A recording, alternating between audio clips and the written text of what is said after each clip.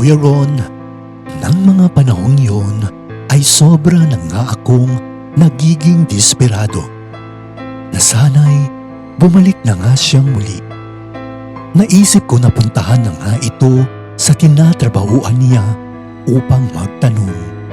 Subalit, hindi ko na nga siya nakita dahil sinabi ng kasama nito na umalis na ito doon at di na nga nila alam kung saan ito lumipat. Kuya Ron, hindi ko na alam kung ano ang gagawin at kung saan ko ito hahanapin dahil wala na rin ito sa lugar na inuuwian niya dito sa Angeles. Hanggang sa isang araw, after 1 year na hindi kami nagkita, ay nag-cruise muli ang landas naming dalawa. Kuya Ron, habang naglalakad ako sa mall sa SM Clark, ay nakasalubong ko nga siyang muli. At doon nga ay kita kong maayos naman ang kanyang itsura. Medyo tumaba pa nga ito. Nagulat ako at napatulala na makita ko siya. Nakita din naman niya ako ni Mr. Wi-Fi Installer at pinansin din naman niya ako. Hindi nga ako nakapagpigil at bigla ko siyang niyakap. Dito ka lang sa puso ko, kung ito'y pag-ibig nga, takot ay di nadama. Kuya Ron, labis akong natuwa nang makita ko siya, lalo na at kinausap at pinansin niya ako. Hindi ko akalaing gagawin pa rin niya ang kausapin ako. Niyaya ko nga siya kung pwede samahan niya ako dahil meron akong bibilhin sa loob ng mall. Kuya Ron, nagulat ako nang hindi siya tumanggi at sumama ito sa akin. Hinawakan ko siya sa balikat at hindi naman siya umilag sa akin. Pagkatapos noon ay nalaman ko na meron na pala siyang napupusoang iba. Ilang beses ko siyang niyaya sa bahay ko, ngunit hindi na nga ito pumupunta. May mga araw pa nga na nagluluto ako dahil umaasa akong pupunta ito, ngunit hindi na nga ito dumadating. Labis akong nangungulila sa kanya at inamin ko rin na gusto ko na siyang bumalik sa buhay ko. Ngunit sa mga pagkakataong iyon ay hindi na nga siya bumalik sa akin muli. Mula noon ay hindi na nga ako nagkaroon ng karelasyon at inaamin ko na umaasa pa rin ako kay Mr. Wi-Fi Installer na babalik ito sa akin muli. Masakit man sa akin, Kuya Ron, na isiping meron na nga siyang ibang minamahal at doon na nga nito binubuhos ang oras niya. Sa aking pag-iisa, di maiwasang maalala ka. Tamis ng iyong halik, paulit-ulit na nagbabalik. Kuya Ron, hindi ako nawawala ng pag-asa na babalik nga sa akin muli ni Mr. Wi-Fi Installer. Sobra kong pinagsisihan ang pagkawala nito sa akin at halos tuwing gabi ay iniisip ko pa rin siya.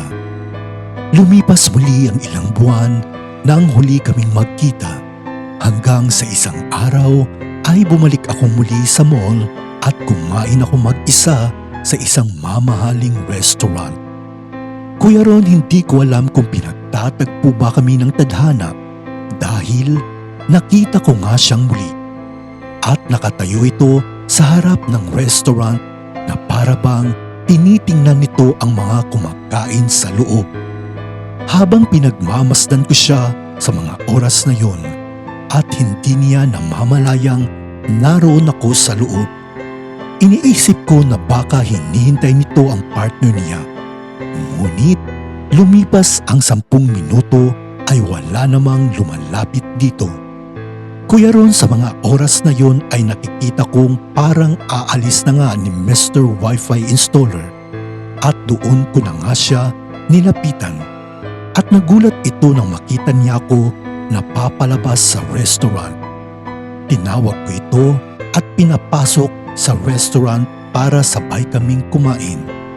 Nahihiya pa ito sa akin. Ipaglalaban ko ang ating pag-ibig.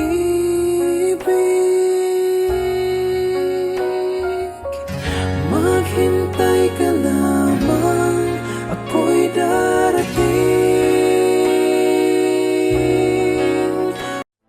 Kuya Ron, habang kumakain kami ay halata kong gutom si Mr. Wi-Fi installer at nanumbalik sa akin nung una ko siyang makitang kumakain.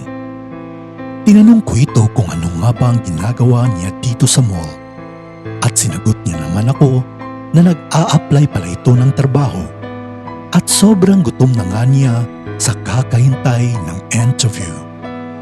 Kuya Ron, naawa ako sa kanya dahil naisip ko na kung hindi ko siya nakita, malamang ay sobrang gutom na nga nito. At doon nga, nang matapos itong kumain, ay nag-usap kaming dalawa at inamin niya sa akin na single nga ulit siya. Habang nagsasalita ito, ay napansin kong may mga luhang lumalabas sa kanyang mga mata. Kaya naman, tinanong ko siya kung bakit. At doon ko nga nalaman na iniwan nga siya ng partner nito. Kung maibabalik ko lang ang dati mong pagmamahal, pagkaiingatan ko at aalagaan.